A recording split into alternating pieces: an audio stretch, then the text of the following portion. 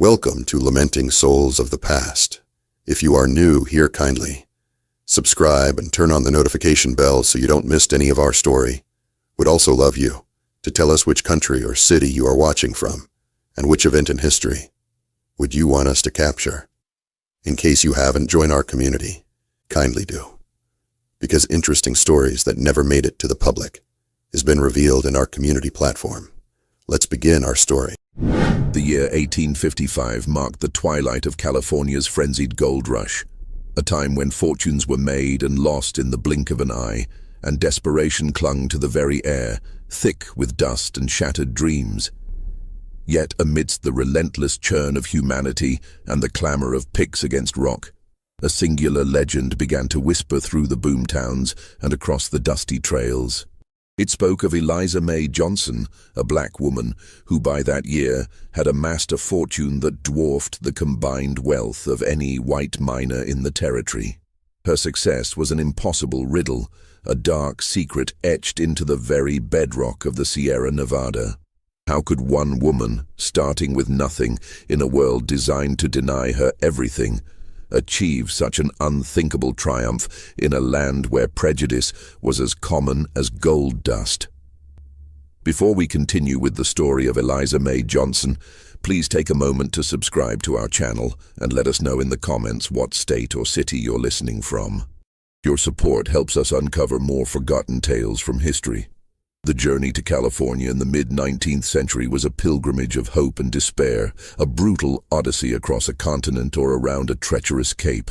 For Eliza May Johnson, it was both an escape and a gamble, a desperate leap into the unknown. She arrived in San Francisco in the spring of 1850, a city still more tent than timber, its streets a quagmire of mud and ambition, perpetually under construction and deconstruction. The air hummed with the feverish energy of thousands, a cacophony of languages and dreams, all chasing the elusive gleam of gold. Eliza May, barely 25, carried little more than the clothes on her back, a worn leather satchel containing a few precious keepsakes, and a resolve forged in the crucible of a life that had, until then, offered only hardship. She had been born into bondage in the humid fields of Georgia, her early years marked by the relentless sun, the back-breaking labor, and the ever-present threat of the whip. Freedom, when it finally came, was a fragile thing, purchased with years of grueling toil and a small, hard-won sum. But freedom in the South for a black woman was a hollow promise, shadowed by prejudice, violence, and severely limited opportunity. The tales of California, a land where gold lay scattered like pebbles, where a man, or so the whispers claimed, could rise above his station, ignited a spark within her. It was a desperate hope, but hope nonetheless, a beacon in the oppressive darkness of her past. The long, arduous sea voyage around Cape Horn had tested her spirit. The cramped quarters, meager rations, and constant threat of storms, a constant reminder of the precariousness of her existence. Yet, each day at sea, she stared out at the vast, indifferent ocean, imagining a new horizon, a place where her past could not follow, where the chains of memory might finally loosen their grip. San Francisco was a shock. The sheer chaos, the cacophony of languages, the raw, untamed energy of men from every corner of the globe, all driven by a singular, consuming avarice. The smell of salt and pine mingled with the stench of unwashed bodies, stale whiskey, and the ever-present odor of human desperation. Mud, thick and clinging, coated everything, a testament to the constant churn of humanity and the lack of any proper infrastructure. But beneath the surface, the familiar currents of prejudice ran deep. Black men and women, though free, found themselves relegated to the margins, often performing the most arduous and least respected labor, their contributions often overlooked, their dignity often challenged. Eliza May, with her quiet dignity and sharp, observant eyes, quickly understood that the gold in the rivers was not the only currency. Information, observation, and an understanding of human nature were just as valuable, if not more so, in this wild, untamed land. She found work almost immediately, not in the mines, but in the bustling makeshift laundries that sprang up to serve the endless stream of dirty, desperate miners. The work was back-breaking. Hands raw from lye soap and cold water, the steam from boiling tubs clouding her vision and stinging her eyes. But it offered a unique vantage point. As she scrubbed the grime from canvas trousers and flannel shirts, she listened. She heard the boasts of sudden riches, the laments of crushing losses, the whispered rumors of new strikes, and the dark, hushed tales of disappearances and claim disputes. The laundry, she realized, was the nerve center of the camp's gossip, a place where secrets like gold dust often clung to the fabric, waiting to be shaken loose. Her keen mind absorbed it all. She learned the names of the successful, the desperate, the ruthless. She understood the patterns of the gold flow, not just from the earth, but through the hands of men, how it changed hands in saloons, at card tables, and in the dark alleys. She saw how quickly fortunes turned, how easily trust was betrayed, and how the law in these wild territories was often a malleable thing, bent by the strongest will or the heaviest purse. The gold rush was not just a search for precious metal.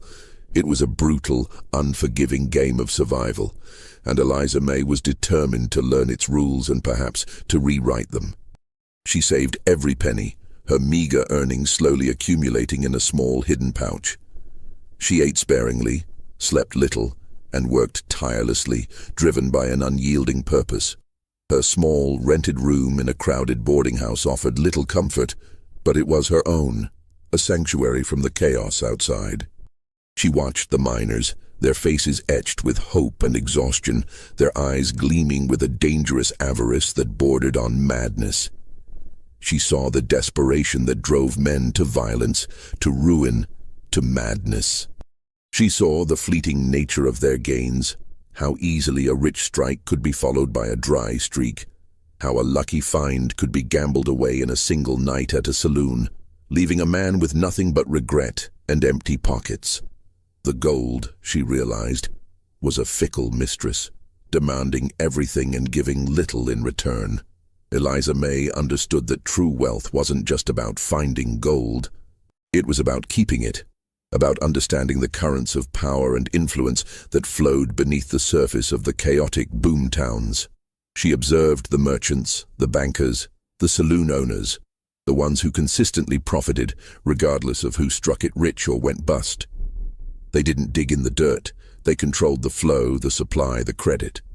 Her goal was not just to survive, but to thrive, to build a fortress of security that no man, no prejudice, could ever breach again. The path to that fortress, she sensed, lay not in the back-breaking labor of the mines, but in the shadows and whispers of the men who toiled there and the secrets they inadvertently revealed. She spent her evenings poring over discarded newspapers, learning about land claims, water rights, and the ever-shifting legal landscape of the territory. She taught herself to read and write with a fierce determination, understanding that knowledge was a weapon, a tool for survival.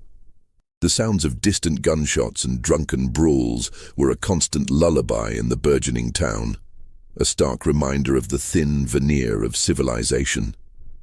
Eliza May knew that to survive, she had to be more than just a laundress. She had to be an architect of her own destiny, brick by painstaking brick. She moved from San Francisco to the burgeoning mining camp of Serpent's Gulch in late 1850, drawn by the promise of more direct access to the miners and their secrets. Serpent's Gulch, nestled deep in the foothills of the Sierra Nevada, was a raw, untamed place, its main street a muddy track lined with ramshackle saloons, general stores, and tents that seemed to lean precariously against each other. The air here was thick with the scent of pine, sweat, and the metallic tang of ambition. It was a place where fortunes were made and lost with brutal speed, and where the line between law and lawlessness was often blurred beyond recognition. Here, Eliza May established her own small laundry, a canvas tent with a roaring fire and bubbling tubs, positioning herself at the very heart of the camp's daily rhythm. She was a silent observer, a shadow in plain sight, watching the men come and go, their faces telling stories even their lips dared not utter. The winter of 1851 descended upon Serpent's Gulch with a vengeance, blanketing the rugged landscape in a thick, unforgiving snow. The cold bit deep, slowing the frantic pace of mining, but intensifying the desperation that gnawed at the men's souls. The air grew thin and sharp, carrying the scent of wood smoke and distant pine, but also an undercurrent of something colder, more unsettling, a premonition of dread. The wind howled through the canyons, a mournful dirge that seemed to carry the unspoken fears of the men who huddled in their flimsy tents, their breath misting in the frigid air.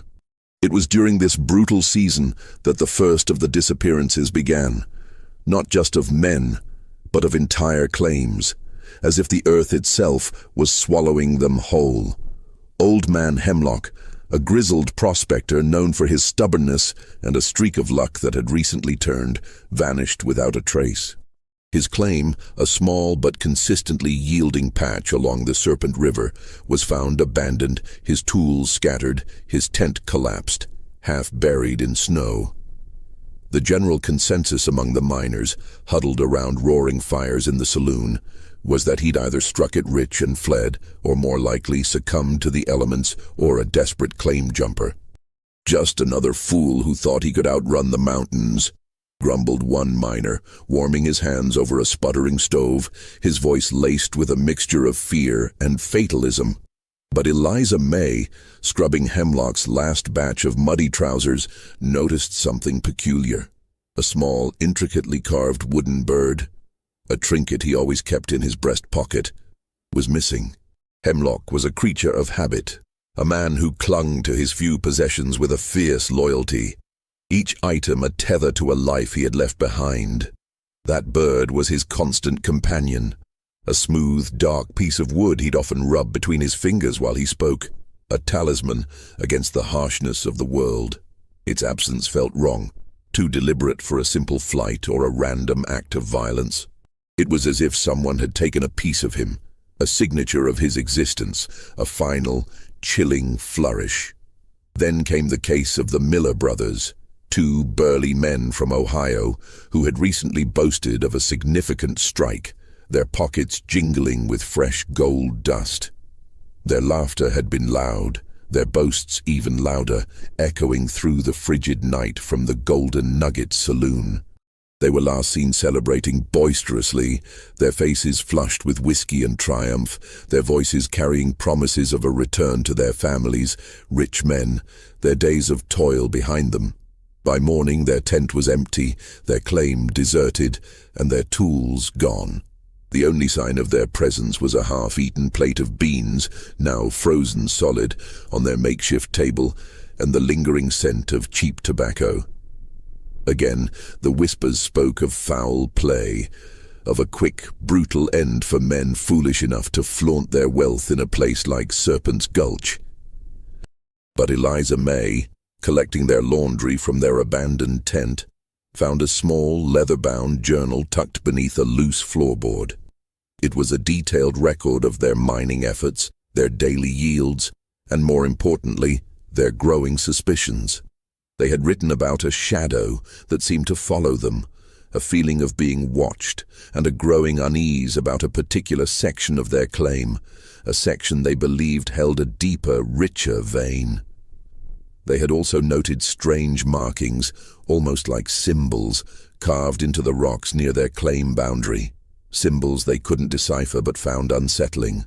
The journal was a raw, unfiltered account of their mounting fear, a chilling testament to a terror that had no name, a fear that had driven them to write down their every thought, every suspicion, as if to leave a breadcrumb trail for someone to follow. The disappearances continued, each one leaving behind a trail of unanswered questions and a chilling sense of unease that settled over Serpent's Gulch like the winter fog. A young Swede named Lars, known for his quiet diligence, vanished after claiming to have found something unusual in his pan, a rock that shone with an inner light. A boisterous Irishman, Patrick O'Malley, disappeared after a heated argument over a disputed boundary line, a line he swore was marked by peculiar stones, unlike any I've seen. It wasn't just the men who vanished. It was their claims, often the most promising ones, that seemed to evaporate into thin air, only to be quietly re-registered under new names weeks later, often by men who had previously shown little interest in that particular area, men who seemed to appear from nowhere. The local justice, a self-appointed sheriff named Silas Croft, a man with a perpetually grim expression and a penchant for looking the other way, offered little comfort. His investigations were cursory, his conclusions always pointing to the dangers of the wilderness or the inherent greed of men. He'd shrug, spit tobacco juice into the snow and declare, "Another one gone to the mountains, or to the devil. Ain't no law out here but what a man makes for himself." His words, meant to dismiss, only deepened the sense of dread, painting a picture of a lawless land where life was cheap and justice a luxury, a commodity rarely found. But Eliza May saw a pattern, a cold, calculated logic beneath the chaos.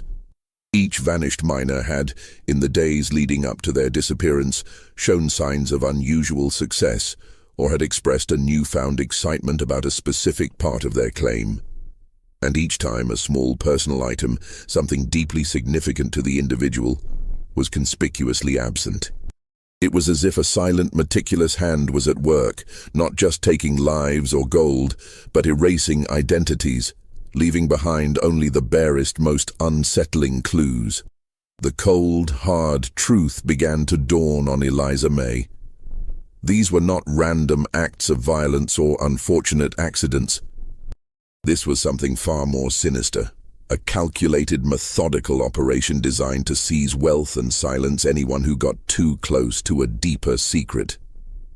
The gold fever that gripped Serpent's Gulch was not just a disease of ambition, it was a contagion of fear, and Eliza May, with her quiet observations, was beginning to feel its chilling touch.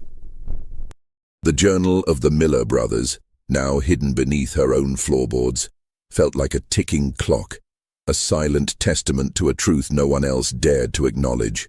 The symbols described in the journal, crude etchings of interlocking triangles and circles, began to haunt her thoughts, appearing in her mind's eye whenever she closed them, a silent, cryptic language of danger. She knew, with a certainty that chilled her to the bone, that she had stumbled upon something far more dangerous than a simple claim dispute. It was a secret woven into the very fabric of Serpent's Gulch, a secret that promised immense wealth to those who understood it, and a swift, silent end to those who merely stumbled upon it.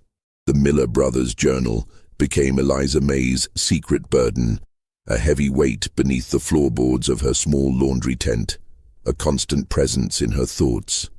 Every night, by the flickering, smoky light of a tallow candle, she would retrieve it, her fingers tracing the faded ink, her mind wrestling with the cryptic entries. The symbols, those interlocking triangles and circles, were a recurring motif, sketched crudely next to entries detailing significant gold finds or moments of heightened paranoia. They were not random doodles, they were markers, a silent language, a chilling code left by men who had vanished into the unforgiving wilderness, their voices silenced forever. The paper, brittle with age and dampness, crackled softly as she turned the pages, each rustle a whisper of the past, a ghostly echo of the Miller brothers' fear. Eliza May began to connect these symbols to the locations mentioned in the journal. The Miller brothers had been working a claim near a distinctive rock formation, a jagged outcropping known locally as Devil's Tooth, a place where the wind always seemed to moan a low, mournful tune. She remembered Hemlock's claim, further upriver, also near a similar, though smaller formation, a cluster of dark volcanic rocks that seemed to absorb the light, casting long, eerie shadows. And Lars, the quiet Swede, had been panning near a cluster of ancient, gnarled oaks that stood like sentinels on a ridge, their roots clinging to the earth in a pattern that, in her mind's eye, began to resemble the very symbols she saw in the journal. The landscape itself, she realized, was a map, if only she knew how to read its ancient, silent language. She started to pay closer attention to the men who frequented her laundry, particularly those who had recently acquired claims that had once belonged to the vanished. There was a man named Elias Thorne, a gaunt, taciturn figure who had arrived in Serpent's Gulch with little more than a pickaxe and a haunted look in his eyes, as if he carried a heavy secret. He had, almost overnight, become the owner of Hemlock's old claim, and his once threadbare clothes were now replaced with finer woolens, though they still carried the faint scent of pine and something metallic, something that wasn't gold. He never spoke much, but Eliza May noticed the way his eyes darted, always scanning, always watchful, like a cornered animal, perpetually on guard. She also observed a subtle change in his demeanor. A nervous energy had replaced his initial desperation, a kind of guarded triumph, a glint of something cold and calculating in his gaze. He paid his laundry bills promptly, always in freshly panned gold dust, but his hands trembled slightly as he handed it over, as if the gold itself burned him. Another figure was a merchant named Arthur Finch, a man who ran the general store, his smile always too wide, too practiced, his eyes too sharp, like a hawk's, missing nothing. Finch seemed to profit immensely from the misfortunes of others, always ready to buy up abandoned equipment or sell supplies on credit at exorbitant rates. His ledger always balanced in his favor, never in the miners. He was often seen conversing in hushed tones with Sheriff Croft, their heads bent together in the dim light of the saloon, their words lost to the general din of the camp, but their gestures speaking volumes of a shared understanding, a silent complicity. Eliza May had noticed Finch wearing a small silver pendant, almost hidden beneath his shirt, bearing a symbol strikingly similar to those in the journal. It was a fleeting glimpse, a glint of metal against his dark vest, but it solidified a chilling suspicion. The pendant was not a common design. It was unique, almost tribal in its simplicity, yet deeply unsettling, a mark of belonging to something hidden. The whispers among the remaining miners grew darker, more desperate. They spoke of bad luck claims, of places where the gold seemed cursed, where men simply disappeared, swallowed by the earth or the shadows. "It's the spirits of the mountains," one old-timer would croak, his voice raspy from years of dust and whiskey, his eyes wide with superstitious fear. "They don't like men digging too deep." But Eliza May knew it wasn't luck or spirits. It was a deliberate, orchestrated pattern, a cold human hand at work. She began to map out the disappearances, mentally placing them on the rough map of Serpent's Gulch she had pieced together from conversations and observations. A chilling constellation began to form. The vanished claims were not random. They formed a loose perimeter around a central, less-mined area, a rugged, almost inaccessible canyon known as the Serpent's Maw. The very name sent a shiver down her spine, a place few dared to venture. Rumored to be haunted by ancient spirits or dangerous beasts, a place of ill omen. One evening, while mending a torn shirt belonging to a new miner, a young man named Thomas, she overheard a fragment of conversation. Thomas was speaking to a grizzled veteran, complaining about his poor luck. "I swear the ground here is cursed," he muttered, wiping sweat from his brow with a grimy hand. "I found a strange rock today, near the old Hemlock claim. Had some queer markings on it like a child's drawing, but sharper, somehow, like they were meant to mean something." Eliza May's heart pounded, a frantic drum against her ribs, threatening to betray her calm exterior. "What kind of markings?" she asked, her voice carefully neutral, her hands still busy with the needle, though her fingers trembled slightly. Thomas shrugged, dismissing it. "Just some triangles and circles all jumbled up. Threw it back in the river. Didn't want no bad luck."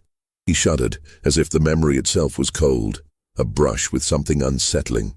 Eliza May felt a cold dread settle in her stomach, a knot of fear tightening in her gut. The symbols were not just in the journal, they were physically present in the landscape, a silent, ominous signpost, a warning etched into the very earth. She realized that the disappearances were not just about gold, they were about control. Someone was systematically clearing out specific claims, perhaps to consolidate a larger, more valuable territory, or to hide something far more significant than a simple gold vein. The shadows of the past were not just whispers. They were etched into the very rocks of Serpent's Gulch, waiting to be read by someone brave enough to look. And Eliza May, against her better judgment, felt an irresistible pull towards that dangerous knowledge. The air in her small tent suddenly felt heavy, thick with unspoken secrets and the chilling possibility that she, too, was now marked, a silent target in a deadly game. Before we delve deeper into Eliza May's dangerous discoveries, we want to hear from you. What are your theories so far? Do you think Eliza May is right to be suspicious? Leave your thoughts in the comments below. Hit that like button if you're enjoying this chilling tale and share it with a friend who loves a good mystery. Armed with the journal and her growing suspicions, Eliza May began a dangerous double life. By day, she was the quiet, industrious laundress, her hands perpetually busy, her face serene, her movements efficient, a picture of unassuming diligence. The scent of lye and damp cloth clung to her, a comforting mask that hid her true intentions. By night, she was a silent investigator, her mind piecing together fragments of information, her courage hardening with each passing day, fueled by a desperate need for security. She started to make discreet inquiries, not directly about the disappearances, but about the history of the claims, the geological makeup of the area, and the men who had come and gone, their stories fading into the dust. She'd ask seemingly innocent questions while mending a torn seam or serving a cup of coffee, her eyes never leaving the faces of the men she questioned, searching for any flicker of discomfort or recognition, any telltale sign. She learned that the symbols, the interlocking triangles and circles, were not random. Through careful observation of old, discarded maps she found in the general store's refuse and hushed conversations with a few older, more knowledgeable miners who had been in the territory for years, she discovered they were ancient survey markers used by a forgotten, perhaps even indigenous people to denote areas of unusual mineral deposits. Not necessarily gold, but other, rarer elements, often found in conjunction with gold, but far more difficult to extract and identify.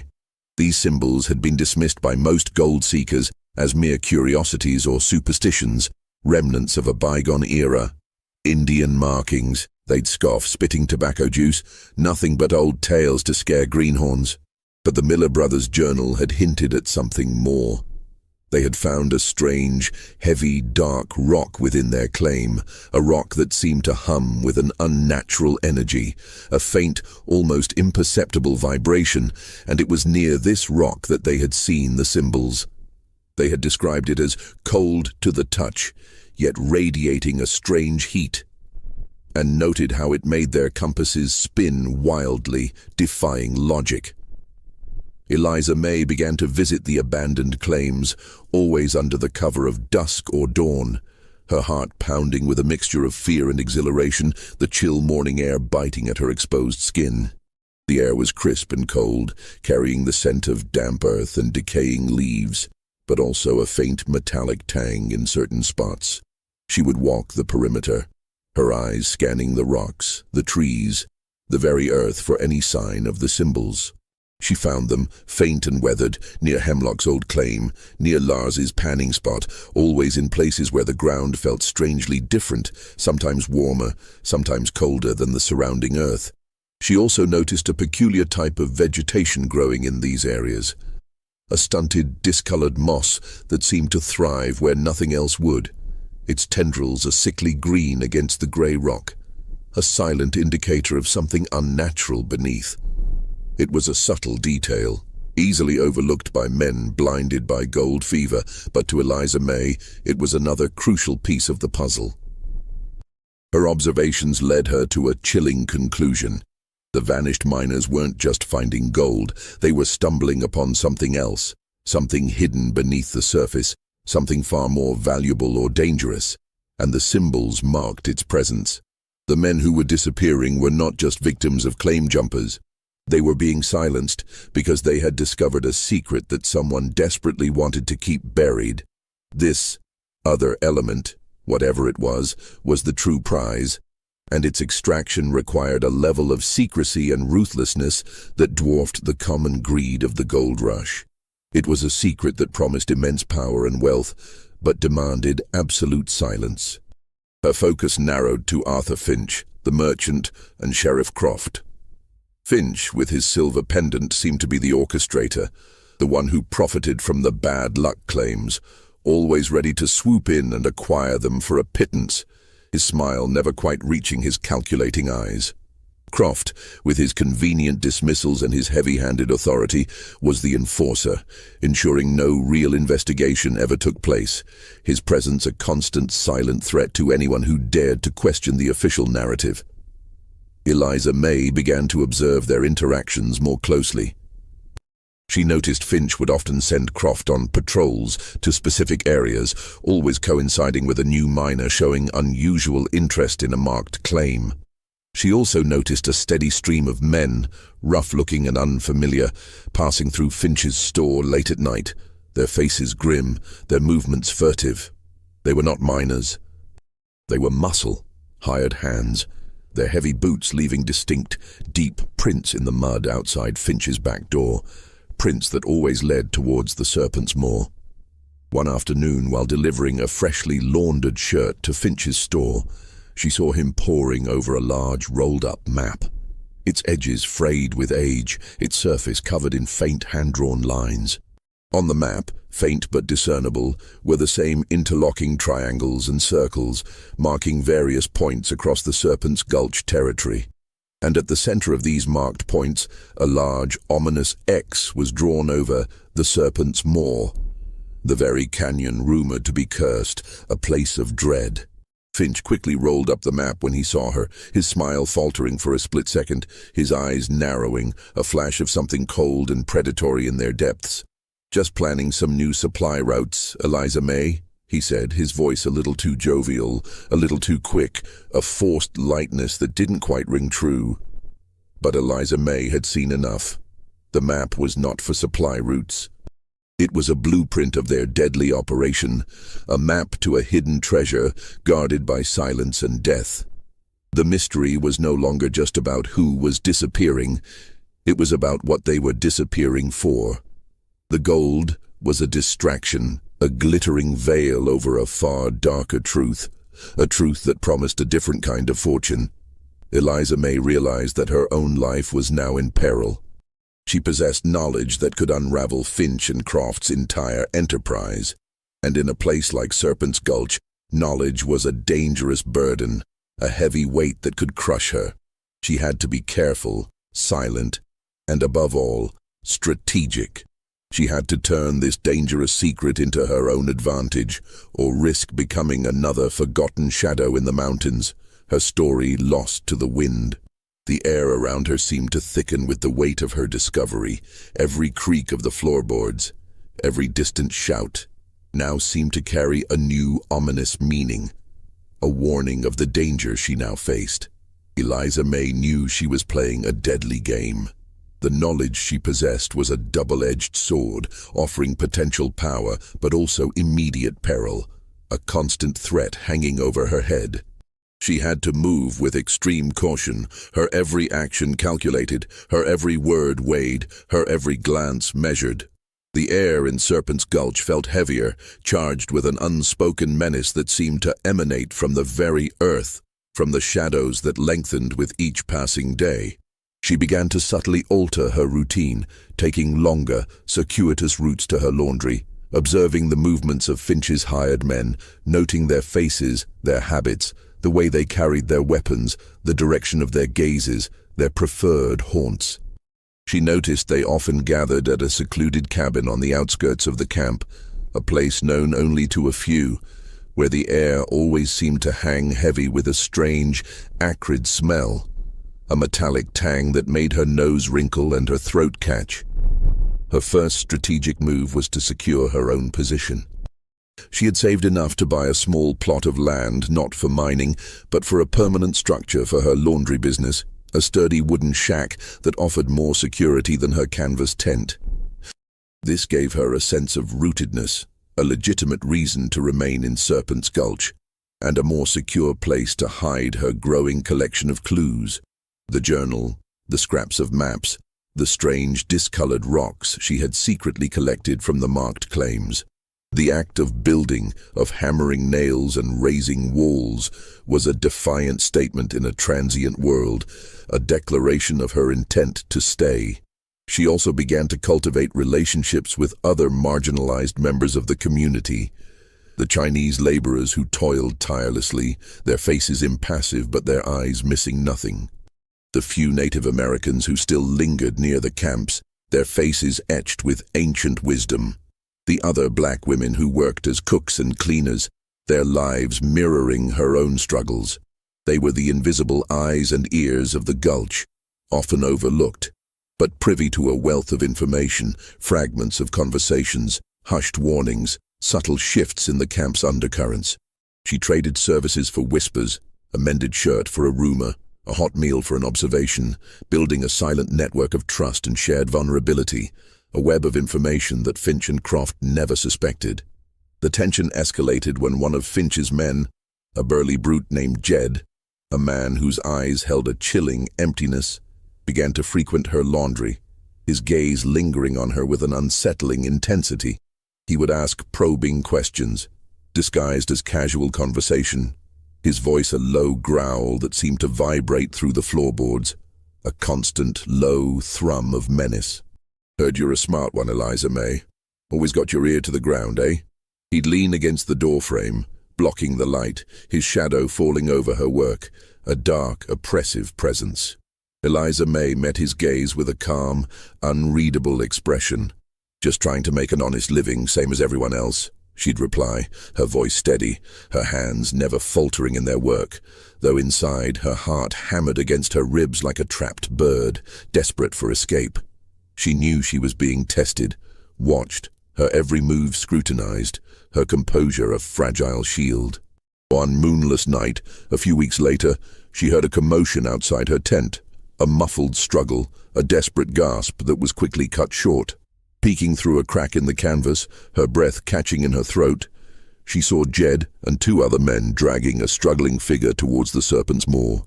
The man's muffled cries were quickly silenced, a sickening thud echoing in the stillness of the night, followed by the crunch of snow under heavy boots.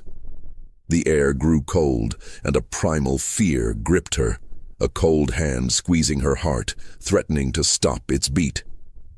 This was not just about gold. It was about absolute control, about eliminating any obstacle, any witness, with ruthless, terrifying efficiency. The chilling silence that followed was more terrifying than any scream, a testament to the finality of their actions. Eliza May realized she couldn't confront them directly. She needed leverage, something undeniable, something that would turn their own greed against them, a weapon forged from their own dark secrets.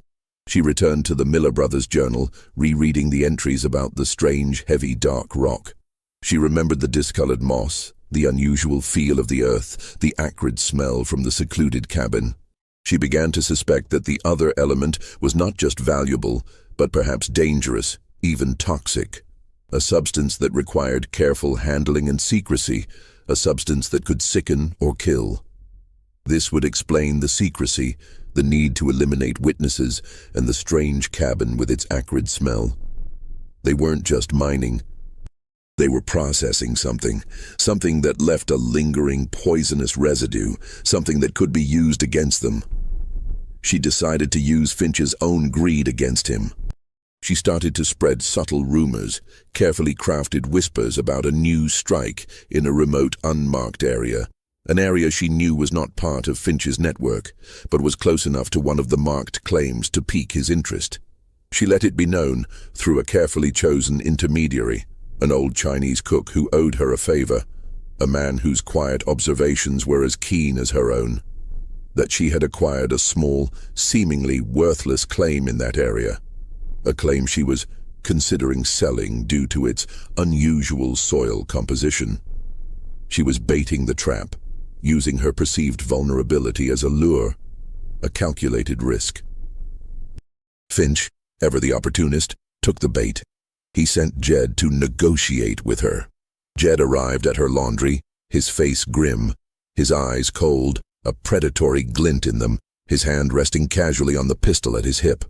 "Heard you got a little piece of dirt you're looking to unload, Eliza May," he sneered, his voice dripping with thinly veiled threat. "Finch is willing to take it off your hands. For a fair price, of course." Eliza May looked him dead in the eye, her own gaze unwavering, a silent challenge. "My dirt is worth more than you know, Mr. Jed. It has a unique quality, a quality that only certain men would understand."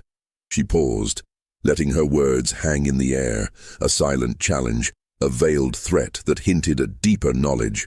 Perhaps Mr. Finch would be interested in a private conversation, without intermediaries. "I believe we have much to discuss about the true value of certain unlucky claims in this gulch." Jed's eyes narrowed, a flicker of surprise, then suspicion, then a dawning comprehension that slowly spread across his brutish features. He knew she was playing a game, but he couldn't quite grasp the rules, or the depth of her knowledge, or how she had acquired it. The tension in the small tent was suffocating, the air thick with unspoken threats and hidden agendas. Eliza May had stepped out of the shadows and into the light, and she knew with a chilling certainty that this was the point of no return. The game had begun in earnest, and her life and her fortune hung in the balance, poised on the edge of a knife. Just when we thought we'd seen it all, the horror in Serpent's Gulch intensifies. If this story is giving you chills, share this video with a friend who loves dark mysteries, hit that like button to support our content, and don't forget to subscribe to never miss stories like this. Let's discover together what happens next. The meeting was set for the following evening, in the back room of Finch's general store, a space usually reserved for counting gold and storing illicit whiskey. The air was thick with the smell of dust, old leather, and the unspoken tension that crackled between them, almost visible in the dim, flickering light of the single lantern that hung precariously from the ceiling. Finch sat behind a heavy wooden desk, his fingers drumming a nervous rhythm on its surface, his face a mask of barely contained fury. Sheriff Croft stood silently beside him, his hand resting casually yet menacingly on the butt of his well-worn revolver, his eyes like chips of ice, cold and unblinking. Jed stood by the door, a silent, menacing sentinel, his bulk filling the doorway, cutting off any easy escape, his presence a palpable threat. Eliza May, dressed in her cleanest, simplest dress, sat opposite Finch, her hands folded calmly in her lap, her face a mask of quiet determination, betraying none of the frantic beating of her heart, none of the cold fear that coiled in her stomach. "So, Eliza May," Finch began, his voice smooth as polished stone, a deceptive calm that barely masked the coiled anger and apprehension beneath. "Jed tells me you have a proposition. Something about a unique claim?" His eyes, however, were not on her, but on the small, leather-bound journal she had deliberately placed on the table between them, its worn cover a stark contrast to the polished wood, a silent accusation. Eliza May met his gaze directly, her own eyes unwavering, holding his with a quiet intensity. "Indeed, Mr. Finch. A unique claim and unique knowledge." She pushed the journal forward, sliding it gently across the table until it rested just within his reach, a silent dare. This belonged to the Miller brothers.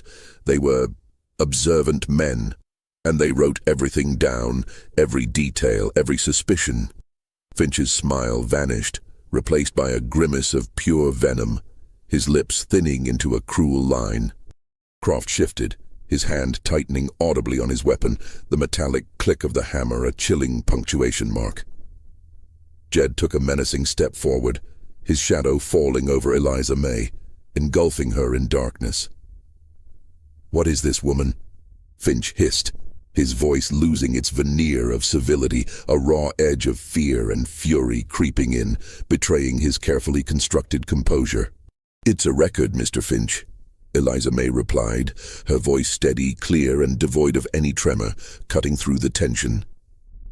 "Of their discoveries, not just of gold, but of the strange, heavy, dark rock they found. The one that hummed with an unnatural energy. The one that made their compasses spin wildly, defying all natural laws. The one that grows near the ancient markers, the ones you've been so diligently clearing claims around, one by one." She paused, letting her words sink in, each one a carefully aimed arrow, striking true. "And it's a record of their suspicions, of the shadows that followed them, and of the men who silenced them. Men like Jed, perhaps." Her gaze flickered to the brute by the door, who flinched almost imperceptibly, a muscle twitching in his jaw. Finch's face was a mask of cold fury, his knuckles white as he gripped the edge of the desk, his breath coming in short, sharp gasps. "You're talking nonsense. These men simply vanished as many do in this wilderness. The mountains claim their share, and the rivers take the rest." "Do they, Mr. Finch?" Eliza May countered, her gaze unwavering, her voice gaining a quiet power that filled the small room. "Or are they made to vanish, like Old Man Hemlock, whose intricately carved bird was taken as a trophy, a macabre souvenir of a life extinguished? Like Lars, the quiet Swede who spoke of unusual finds and then disappeared into the snow, leaving no trace. Like Patrick O'Malley, who argued over a boundary marked by peculiar stones and was never seen again. All of them stumbling upon the same secret, marked by the same symbols, and then gone. And their claims, conveniently acquired by you or your associates, often for a fraction of their true worth, before the bodies were even cold." She leaned forward slightly, her voice dropping to a conspiratorial whisper, though it carried clearly in the tense silence, each word a hammer blow. "I know about the other element, Mr. Finch. The one that is not gold, but far more valuable to the burgeoning industries back east. A mineral that promises a future beyond the fleeting gleam of gold. I know it's far more dangerous to extract, requiring specialized knowledge and equipment and leaving a trail of sickness. I know about the cabin and the acrid smell of its processing, a smell that clings to the clothes of your men, a telltale sign. I know about the men you employ to ensure your secrets remain buried, men who are not afraid to use violence, to silence any witness. I know you're not just mining. You're orchestrating a deadly enterprise, processing something that could make you richer than any gold strike if you can keep it quiet. And you have kept it quiet, Mr. Finch, through fear and murder, through a systematic campaign of terror." Croft finally spoke, his voice a low growl, his hand now fully gripping his revolver, the barrel glinting dully in the lantern light. "You've seen too much, woman. You won't leave this room alive."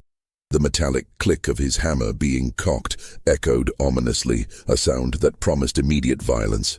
"Perhaps not," Eliza May said, a faint, chilling smile touching her lips, a smile that held no mirth, only a profound understanding of the stakes, a grim acceptance. "But others have seen it too. Others know. I have taken the liberty of sharing this journal and my detailed observations with a network of trusted individuals. Should I not emerge from this room, or should any harm befall me, this information, along with details of your entire operation, your map, and the true nature of what you're extracting, will be made public. It will reach the ears of the authorities in Sacramento, and perhaps even further, to the newspapers in San Francisco and beyond. And then, Mr. Finch, your carefully constructed empire of silence will crumble. The gold rush will turn into a scandal. Your name will be synonymous with murder and deceit, a stain that no amount of gold can wash away. And you, Sheriff Croft, will be exposed as nothing more than a hired thug, a corrupt official who turned a blind eye to atrocities, a man who sold his soul for a few pieces of silver. Finch's eyes darted to Croft, then to Jed, then back to Eliza May, his face a mask of warring emotions, rage, fear, and a dawning, chilling realization that he had been outmaneuvered. The silence in the room was deafening, broken only by the distant sounds of the camp. A dog barking, a drunken shout, sounds that seemed impossibly far away, belonging to a different world.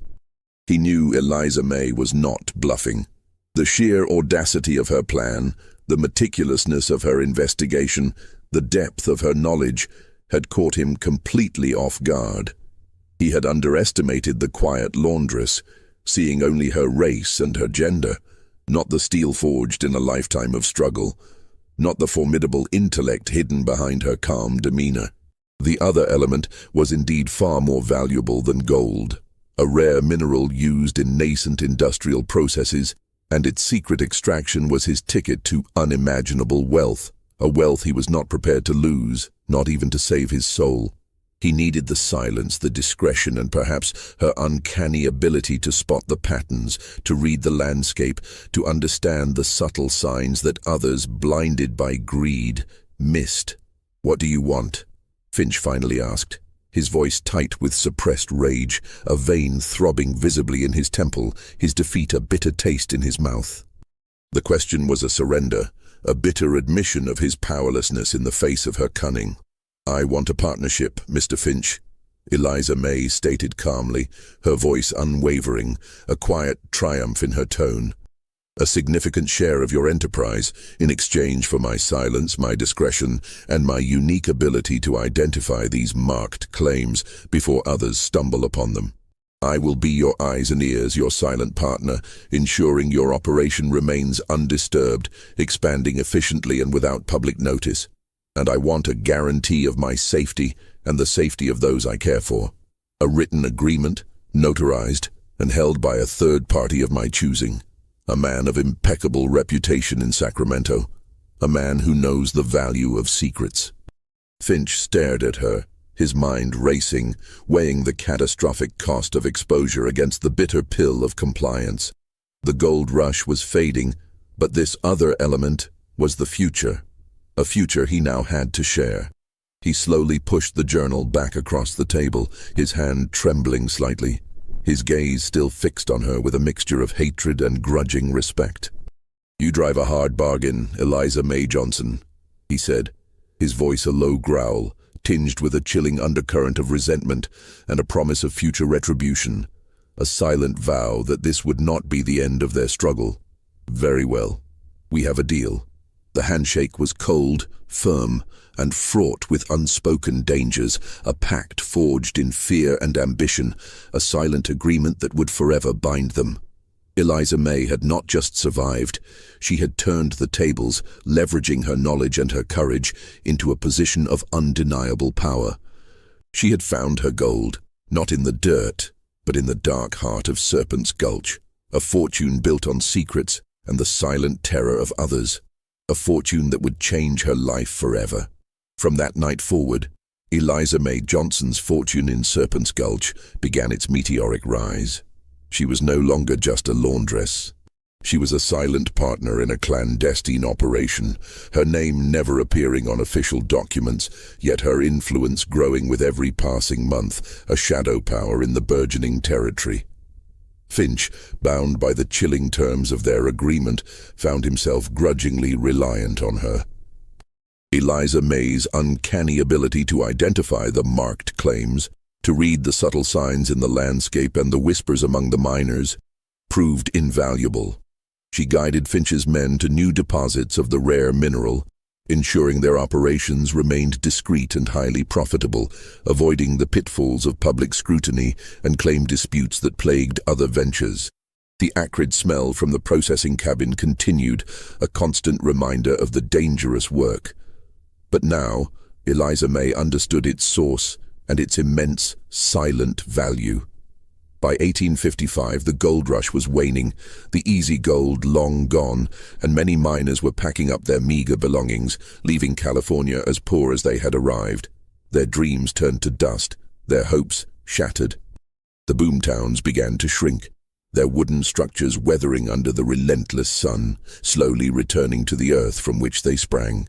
But Eliza May Johnson's wealth was not tied to the fickle fortunes of placer mining. Her fortune was built on the steady, secret extraction of the other element, a mineral that was quietly becoming crucial for emerging industrial technologies back east, a substance that promised a future far beyond the fleeting gleam of gold. She invested her shares shrewdly, not in more claims, but in legitimate businesses. A thriving freight company that transported goods between San Francisco and the dwindling mining camps, a small but reputable bank that offered loans at reasonable rates to struggling merchants, and eventually prime real estate in the burgeoning city of Sacramento. Her business acumen was undeniable, her decisions always precise, always profitable, always a step ahead of the competition. Her wealth became undeniable, a quiet, formidable presence in a world that still struggled to comprehend it, a testament to a power that defied conventional understanding. She moved from her humble laundry tent to a modest but elegant house in Sacramento, a place of quiet dignity, its windows looking out onto streets that were slowly transforming from muddy tracks to paved thoroughfares, a symbol of progress and permanence. She never flaunted her riches, never spoke of the dark origins of her initial capital, allowing the whispers to remain just that, whispers. To the outside world, she was a shrewd businesswoman, a woman of remarkable foresight and industriousness who had simply made good in the Wild West, a testament to the American dream, albeit one with a hidden, chilling foundation. The whispers about her past, about the impossible speed of her ascent, were always there, circulating like smoke, but they were vague, unsubstantiated, easily dismissed as envy or racial prejudice, or simply the wild tales of the gold rush, too fantastical to be true. Sheriff Croft eventually left Serpent's Gulch, his pockets heavy, his face still grim, but with a new, unsettling tremor in his hands, a constant reminder of the dark deeds he had overseen, the lives he had allowed to be extinguished. He vanished into the anonymity of a larger city, forever haunted by the silent pact he had made, a man who had traded his soul for a comfortable retirement. Arthur Finch, though immensely wealthy, remained in the Gulch, his eyes perpetually haunted, his smile never quite reaching them, a man trapped by his own ambition and the chilling alliance he had forged. He continued his operations, expanding them, but the joy of his illicit gains was forever tainted by the silent, watchful presence of Eliza May, a constant reminder of the woman who had outsmarted him, who held his darkest secrets in her hands. He knew with a chilling certainty that she was the true power behind his success, and that she could, at any moment, bring his world crashing down with a single damning word, a single piece of evidence. Eliza May, however, never sought revenge or public exposure. Her goal had been survival, security, and true freedom, a freedom that only immense wealth could provide in that era, a shield against the prejudices and limitations that had once defined her life. She used her fortune to uplift her community, quietly funding schools for black children, supporting struggling families, and advocating for civil rights, always from the shadows, never seeking recognition, her philanthropy as discreet as her business dealings.